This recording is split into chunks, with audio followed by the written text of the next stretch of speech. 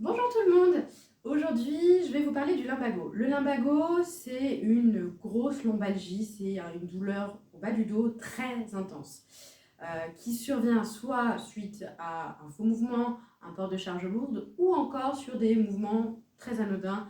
Je ramasse mes chaussettes, je remets ma brosse à dents dans le verre et vous ne savez pas pourquoi ce geste que vous avez fait des milliards et des milliards de fois, cette fois-ci, c'est la fois de trop, ça se bloque, c'est très douloureux, très intense. Vous ne pouvez plus vous asseoir sans grimacer, vous relever, c'est difficile, vous allonger aussi. Alors, quand on a un lumbago, vous avez plusieurs personnes que vous pouvez contacter.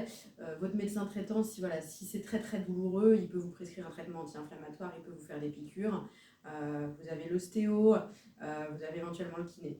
Bon, je ne vais pas vous parler de ça aujourd'hui. Là, je vais vous parler des conseils que moi je donne en fin de consultation sur le lumbago. Parce que l'objectif de l'ostéo, c'est de vous débloquer.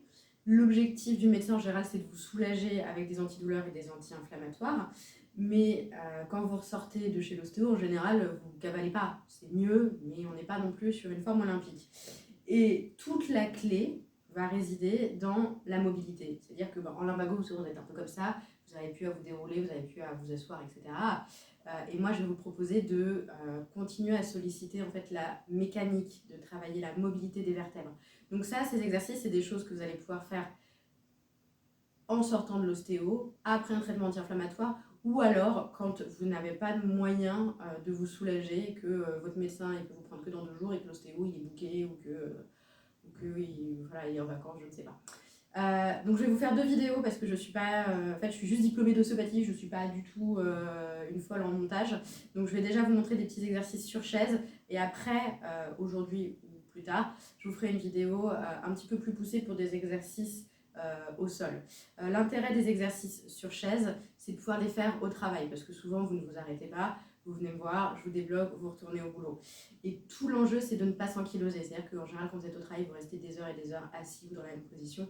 Et là, je vais vous proposer des petites choses pour que, malgré ce mal de dos, vous puissiez continuer à vous mobiliser pour faire en sorte d'aller mieux. Le concept, il est très très simple. Quand vous venez me voir, je vous débloque.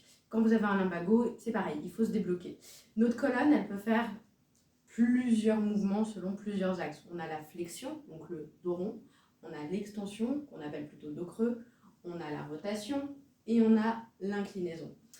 Donc souvent, le lumbago, vous avez quelques axes comme où vous pouvez travailler, vous n'êtes pas complètement figé. Tout l'enjeu, donc l'enjeu de l'ostéo, c'est de débloquer pour que vous puissiez bouger dans toutes les directions. Et vous, votre enjeu, il est exactement le même, c'est d'aller solliciter sur ces différents axes. Donc, on va commencer par quoi? Assis ou debout, d'ailleurs, les deux sont valables.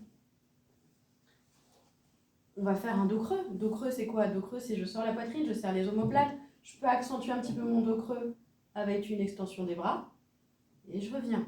Et on peut même refaire un dos rond. Dos rond, dos rond, dos rond. Alors le dos rond, j'aimerais bien... Alors, dans le cas du lumbago, je suis un peu moins embêtée si vous enroulez vers l'avant et que vous affaissez. On peut quand même faire l'effort de, si la douleur le permet, venir poser hop, le ventre sur les cuisses et on s'enroule. Et je vous dis là, je veux de la mobilité en fonction de ce que la douleur vous permet. Donc, si vous me faites ça, ça me va. Voilà. Dos creux, dos rond, dos creux, dos rond. Et vous le répétez autant de fois que nécessaire. Moi, ce que je propose souvent, c'est de mettre un timer toutes les heures, même pour la même chose que la vidéo là, sur la mobilité au travail. En fait, c'est exactement la même problématique. Toutes les heures, vous faites ça. Dès que vous pouvez marcher, dès que vous pouvez vous lever, vous y allez. Vous pouvez varier un peu les exercices avec votre chaise.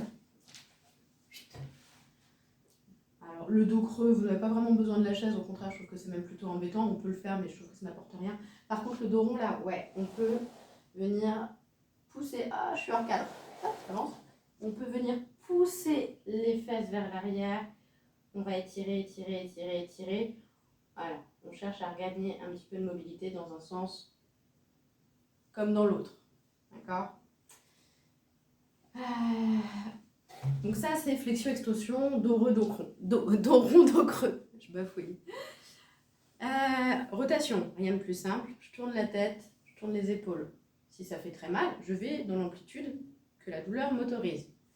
D'un côté, de l'autre. Alors, soit là, vous travaillez en dynamique, c'est-à-dire que vous revenez une répétition, deux répétitions, soit vous travaillez en étirement et vous attendez, voilà, vous attendez 20 secondes, 5 respirations et vous revenez.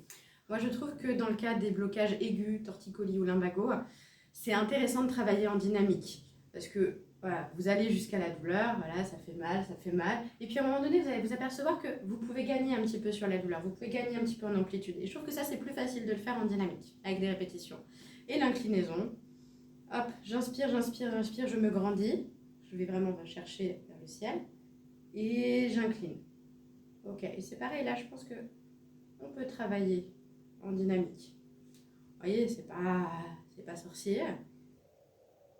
En fait, une fois que vous avez compris le principe de la mobilité vertébrale, la mobilité articulaire tout court, en fait, c'est hyper simple, hyper basique. Vous pouvez travailler sur vos lombaires, vous pouvez travailler sur vos cervicales, et voilà, vous allez tâcher de vous soulager un petit peu tout seul si votre professionnel de santé n'est pas dispo. Et sinon, c'est un bon complément aux anti-inflammatoires, aux myorelaxants, aux antidouleurs, aux manipostéos, etc.